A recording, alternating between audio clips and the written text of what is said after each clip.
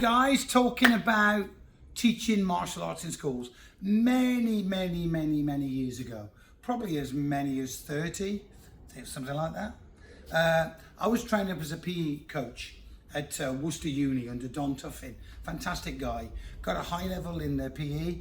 I was going for my second year, but at that time I applied to teach martial arts / self-defense in schools.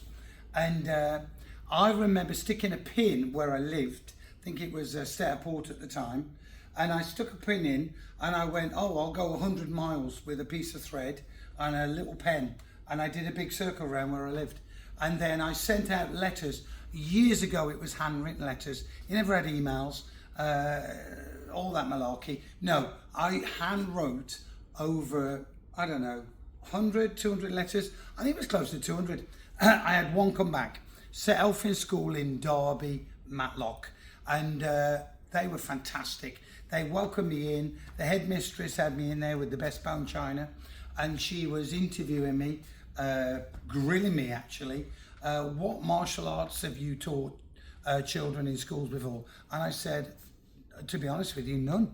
I've taught in my own place. I run a karate dojo, a Thai boxing gym, and they said, well, what can you offer us? And I explained self-defense. It was a self-defense for girls session. Anyway, that was very successful. Ran that for many years each summer. And lo and behold, schools around started to hear, and then it ricocheted. It had to be the one that was nearly 100 miles away, didn't it? So it's instead of all around Birmingham. Anyway, it blossomed. I did women's groups, universities, schools, colleges, and the schools went absolutely mental. And then I ended up doing karate classes in Bromsgrove School, one of the biggest schools in the country. And that was fantastic. Stuart took me on board there, and McConnelly, and he was brilliant. And I remember I was teaching the staff also, teaching at the junior school. I was teaching so much in the days and evenings. It was mental. And yeah, I remember one story. They crept up on me.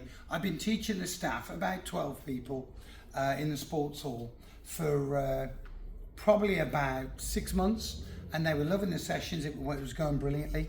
And I remember there was a guy crept up on me. I walked through the doorway into the sports hall, and they were just stood there all staring at me. And I thought, this is a bit weird, because they normally sat around having a drink of water, waiting for me to come in.